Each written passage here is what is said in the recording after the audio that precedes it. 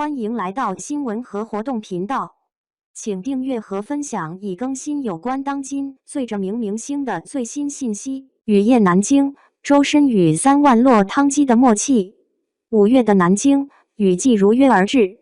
在南京奥体中心的那一夜，大雨像一场突如其来的考验，将这场万众期待的演唱会变成了一次关于坚持、温柔与默契的深刻记忆。暴雨降临时，观众席上充满了不安与焦虑，连空气都湿润得令人心慌。舞台中央，雨水如织，灯光被打散成斑斓的光点。就在观众以为演出可能会因此中断的时候，周深出现了。他顶着被雨水打湿、贴满额头的头发，眯着眼，抹去脸上的雨水，然后张口唱出第一句歌词。那一刻，整个场馆像被点亮了一样，所有的担心、抱怨与迟疑，仿佛随着他清澈的嗓音一同消散在雨幕中。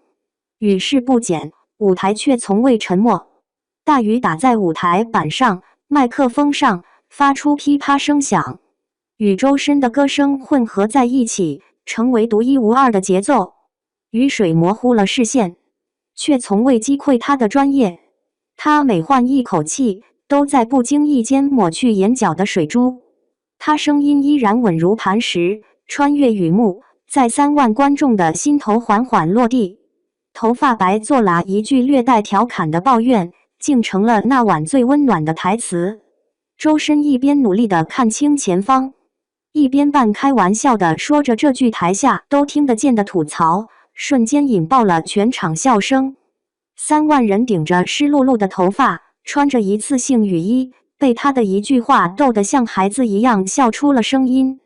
这不是谁在表演，而是一场暴雨中彼此守候、彼此理解的默契互动。最让人动容的，还有他在舞台间戏说的那个动物园笑话：我负责大象，因为负责抽象抽写。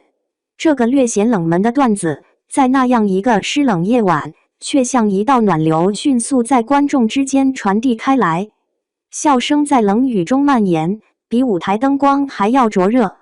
那个因为说话时偶尔磕巴，唱歌却句句动人的男孩，用最平实的方式，把寒冷化成了温柔的回音。其实，雨不是突如其来的意外，而是周深早已预想到的可能。从入场起，不少观众就注意到主办方准备的雨衣是加厚的。邻座一位粉丝告诉我，去年深圳场也下雨，周深说不想让大家淋雨回家，就特意准备了更厚的雨衣。听到这句话的瞬间，我低头看看自己手中的雨衣，湿透了外面，却仍能感受到从中传递出来的体贴。或许这就是所谓的双向奔赴吧。他替我们撑伞，却也站在雨里，没有架子，没有逃避，也没有台下等雨停在上的一人自持，有的只是一个全情投入的歌者与3万名观众之间最真实的信任与陪伴。演唱会结束后，雨还在下。走出奥体中心时，脚下适应着灯光的水洼，星光碎了一地，雨水顺着帽檐滴落，我却觉得内心格外清亮温暖。回头望去，那座被雨水浸透却依然闪烁着光芒的体育馆，像是一艘刚刚驶出风暴的巨轮。